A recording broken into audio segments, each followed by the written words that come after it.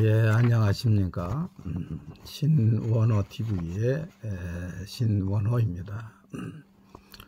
오늘은 모든 사람의 근원적인 질문, 또 궁금한 문제, 하나님은 누구신가에 대해서 잠깐 생각해 보고자 합니다. 하나님이 계시다고 하는 사람이 있고, 유신론이지요. 하나님이 계시지 않다, 무신론자가 있습니다. 또 어떤 분은 회의론자도 있습니다. 19세기 영국의 무신론자 찬스 브래들러가 있었는데, 이 찬스 브래들러는 프라이스 휴스 목사에게 하나님이 존재하느냐 존재하지 않느냐에 대한 공개 토론을 제안했다고 합니다.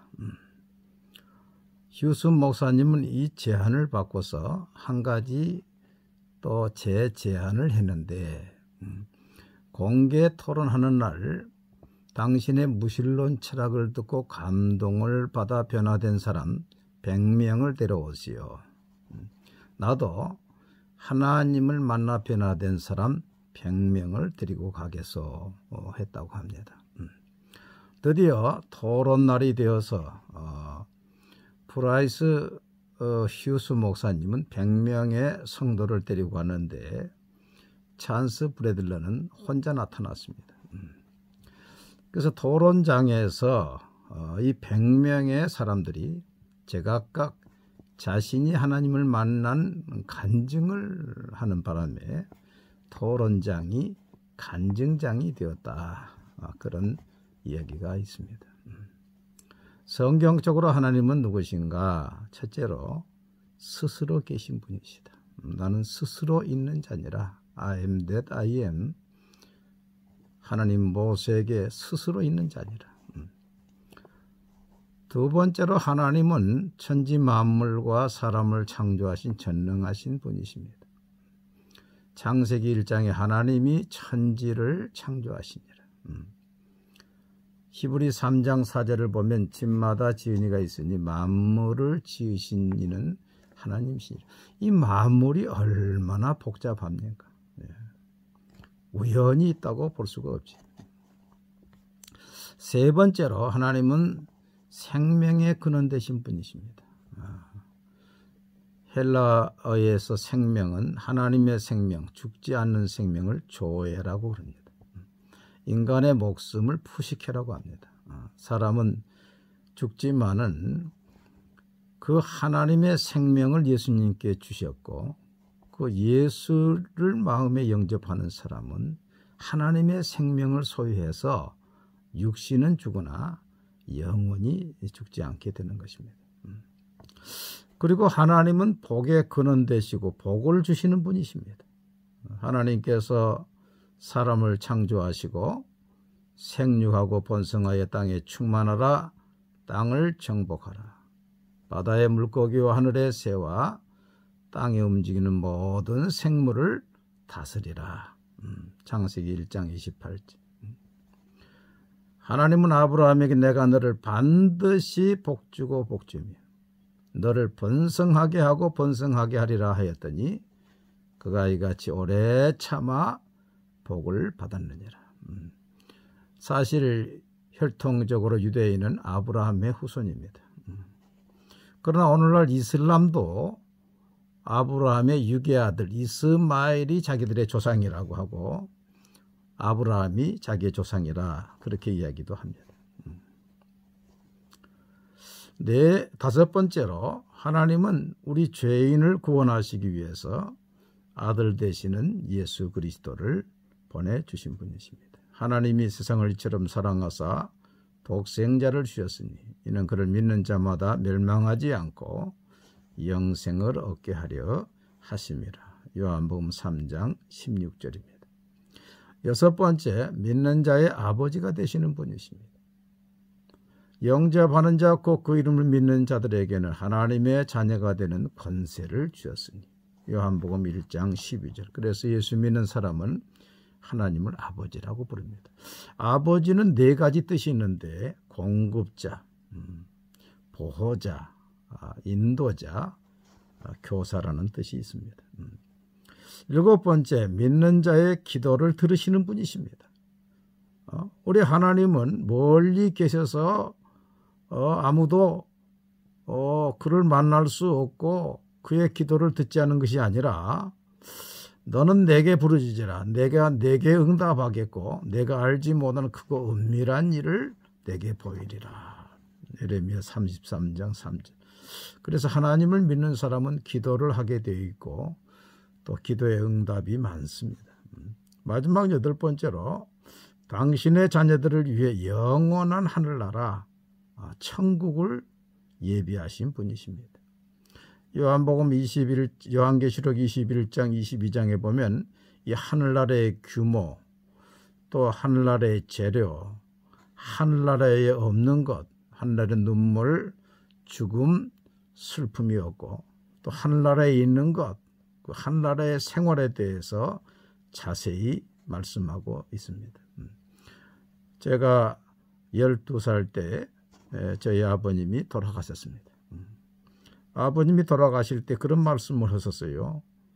지금 나는 아버지 나라로 간다. 지금 하나님께서 보낸 천사가 배를 타고 두 사람이 지금 우리 마루에 왔다 그랬습니다. 제가 다시 한번 물었어요. 아버지 어디로 가십니까? 하나님 아버지 집으로 간다. 그렇게 주무시다가 이제 돌아가셨습니다. 그러면 어떻게 우리는 하나님을 만날 수 있는가? 하나님의 말씀인 성경을 통해서 성경을 읽을 때에 하나님께서 성령으로 역사하셔서 하나님을 만나게 됩니다. 두 번째로 기도를 통해서 너는 내게 부르짖으라. 내가 내게 응답하겠고 내가 알지 못하는 크고 은밀한 일을 내게 보이리라. 한 20년 전에 우리 교회에 김진규 목사님이 오셔서 간증을 한 일이 있었습니다. 이 김진규 목사님은 본래 불교의 태선 스님이었습니다. 이분이 간증하기를 자기가 시주를 나갔는데 어떤 소녀가 성경책을 넣어줬다는 것입니다. 그래서 그걸 가져와서 읽어보니까 하나님이 계시고 하나님이 기도를 들어주시고 그런 내용이 있더라는 것입니다. 그래서 이분이 하나님이 정말로 살아계시면 내게 나타나달라고 그러면서 그 계곡에서 바위 위에 올라 일주일을 금식을 했다는 것입니다. 그런데 그 금식하는 가운데 하나님이 음성이 들렸습니다. 내 앞에 있는 위험도 모르면서 나를 보여달라 하느냐. 그래 눈을 떠보니까 그 바위 틈에 독사 한 마리가 기어 내려오는 것을 보고서 하나님이 살아계시구나 하고서 이분이 신학을 공부해가지고 목사가 되어서 서울 중계동에다가 중생교회를 개척을 했다. 그때 그렇게 이야기를 했습니다. 세 번째, 성례를 통해서 세례와 성찬을 통해서. 네 번째, 하나님의 말씀을 순종할 때에 베드로가 고기 한 마리 잡지 못했지만은 말씀에 순종해서 말씀에 의지해서 내가 그물을 내리겠습니다 했더니 두 배를 채우고 남는 고기를 잡는 그런 체험을 하고 예수님의 제자가 됩니다.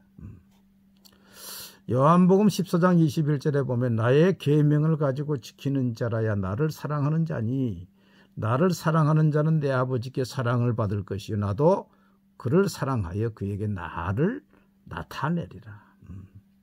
예수께서 대답하여 이르시되 사람이 나를 사랑하면 내 말을 지키리니 내 아버지께서 그를 사랑하실 것이요 우리가 그에게 가서 거처를 그와 함께 하리라. 얼마나 하나님이 사랑하시면 거처를 같이 한다고 말씀하고 있습니다. 마지막 다섯 번째는 하나님을 반대하다가 하나님을 만나는 경우가 있습니다. 사울이 예수 믿는 사람 잡으러 다메섹에 가다가 정오쯤 돼서 하늘로부터 사울아 사울아 내가 어찌 나를 핍박하느냐. 주님 누구십니까? 나는 내가 핍박하는 예수라. 이 사울이 예수 믿는 사람을 핍박하러 가다가 예수님 만나서 신약의 최대의 사도가 되고 신약 성경 27권 가운데 14권을 사울이 있었습니다. 지금도 이런 일이 많습니다. 강력하게 반대하다가 하나님을 만나서 변화된 사람들이 많습니다. 유튜브에도 많이 나오시는 이정훈 교수가 본래 군승을 지나고 그분이 종교자유정책연구원을 설립도 하고 그래서 교회에 대해서 아주 반대적인 그런 것을 많이 했는데 이분이 교회를 핍박하기 위해서 기독교 TV를 보다가 어느 목사님이 나는 죄인입니다. 어느 설교를 들으면서 너나 잘하세요. 조롱을 하다가 성령의 불을 받아서 꼬꾸라져 회개하고 지금은 간증자가 되고 있습니다. 러시아의 문학가 톨스토이는 본래 무신론자였습니다. 그는 예수를 믿고 이렇게 이야기하였습니다. 나는 지난 35년간 사회혁명가로서 아무것도 믿지 않는 허무주의자였다. 그러나 5년 전부터 예수를 믿기 시작하였는데 그 후 내 생애는 변화되어 절망과 허무는 사라지고 죽음도 빼앗을 수 없는 기쁨과 행복을 체험하였다. 신의 존재를 믿는다는 것, 인간의 행복은 이 한마디에 있다. 그렇게 말했습니다. 프랑스의 철학자 파스칼은 하나님 없이 사는 사람이 불행한 사람이요. 하나님을 찾고 있는 사람이 괴로운 사람이요. 하나님을 만난 사람이 행복한 사람이요. 하나님 앞에서 감사하는 사람이 최고 축복의 사람이다고 했습니다. 여러분, 하나님을 만나는 것이 인생의 최대의 행복입니다. 무신론과 회의론은 답이 없습니다. 인생의 마지막이 불행해집니다. 부디 하나님을 만나서 행복한 인생이 되기를 바랍니다. 감사합니다.